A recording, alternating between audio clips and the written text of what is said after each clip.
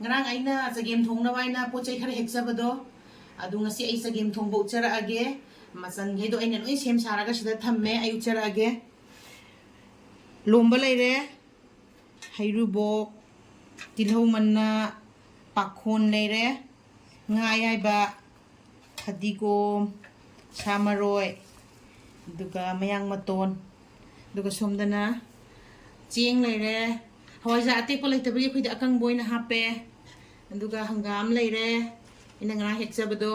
duga methi mana yumdadi hawai maton hapna bane du leite banina sisu dum ya bane haw bane kesu hawtaba tawdabane dum happy ba yai aduga yendre mana aduga chigong lei mana aduga si yongsa kitang hapsare leite kitang khaktang hape aduga hawai thrak maru aduga morok atekpa sing asida kai khara di walam gido male adu horen thakpada adum adu su uchar age yang ya me bako sura bra di khalle adu bu wala su ai horen adum thonggan da hapchar age adu mayam ngasai gi masan mayam do loin shoiba loire ai shoiba uchadre natradi video she yam sangani na silon shoibire aduga sida leidi sina ngasai gi maroi gi item dune sidi kona tha ani ba duna sise totpada yawaroi tongana thambirani aduga sigi asoi sida ching hapsin birani hawai jar je tangkhai ma sida hapsin grage duga khara ma kha khrani duga sida yaingang hapsin biro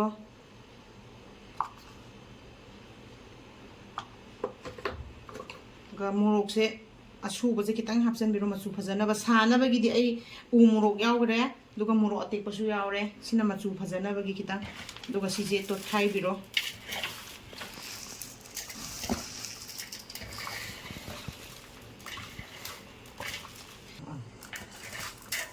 duga smaina phajana noi thai birani myam je ko cheng hapsin ba ke hapsin busi loraga ado myam ai gi oina di chagem pomba je kitang thuna loina ba gi mawong da tawjirake habadi sigi noiriba item se phajana uyanda phutlaga thongaga kona so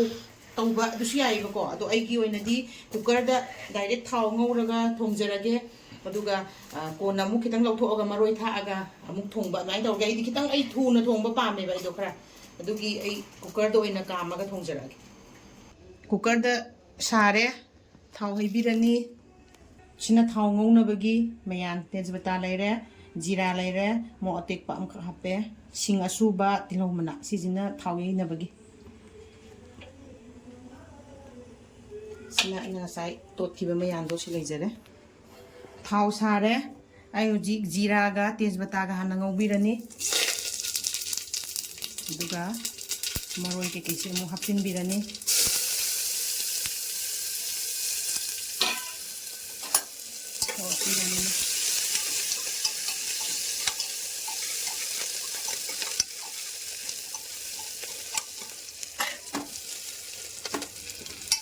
maroi munlaba male dihas da ulo maroi se munsele brown tang sange maroi mulle ai hujik sigi to laga thamba me ando hapsin birani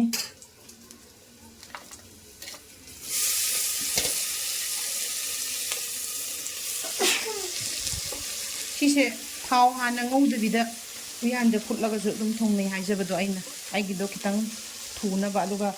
sigi hangam jingje kha kalleba khoi agi manipur gi thoto lawdo adumain oide aduna kam graga di khara thole aduga phuladi am ko ina changeba adugi aina sise hapin jare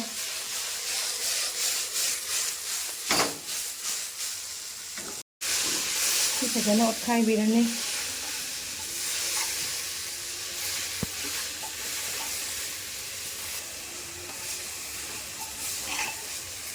maina ngatang ngobira tuk maina ngatang ngobirani aduga yang kuina ngaudraju yai sidi mulandong na tamnina aduga kuina mahi hapsin birani tangalo gi singje mahi di am hapsin laga ka moy bako sise haidi khara khakdang hapaga horen sida mahi sahalli ba tongana sida akhoi mahi sahalli aduda haptoga thongdoinebako aduna sigi cooker si kamba matamdadi mahi je yang ka hena hapsin biruno aduna ai hojik si makhum khumjalaga anira ahumla kamjarage mai je kitang laithage ahumira kamhalle aduga ina ising manin tawraga lokthoi aidi yamulandraji aiba amu asida haptoga thongdoinina ko aduga somna kanda aina ising sawalaga thamme ising khara sawalle aduga aigi sigi kamthokpase hapsin birani sida sida loin hapsin bire hojik mahi khara yami je hojik lon gidoine bako mai lai tharaga khara da hojik agi ngasai thamjagi ba mayam do hapsin birani samaroi khon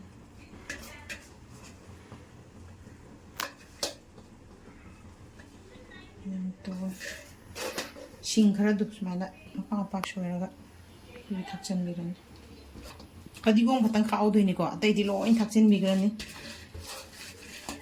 kadigom di thamor jhoren loiram dai da thakna ba jana okhai biro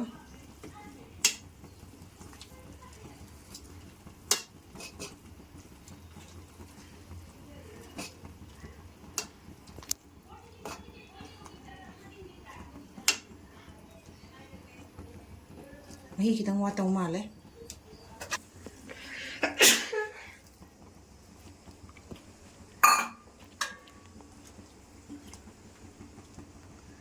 yare makum kumjilaga ngatang thongbirase prik saure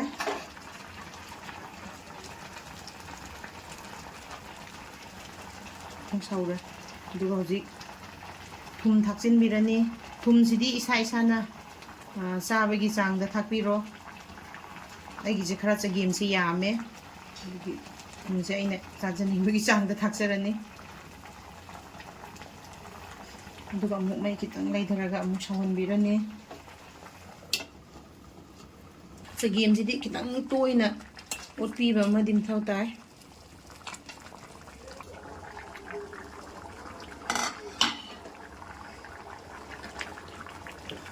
jana nangsalle si matang jida swai orokan se loiram dai jida mayamna pamnaragadi nakanda thau sok tawbiba yai ado aidi thau sok tawraroige ai thau yam chaning dreba aduna ai adum sisina adum loisalani aidi thau sok tawraroi mayamna sok tawba pambiragadi nakupiga singa kitang ngauraga sok tawbiba yai sa matang sida aidi sok tawjararoi aduna phadigom thakselaga loira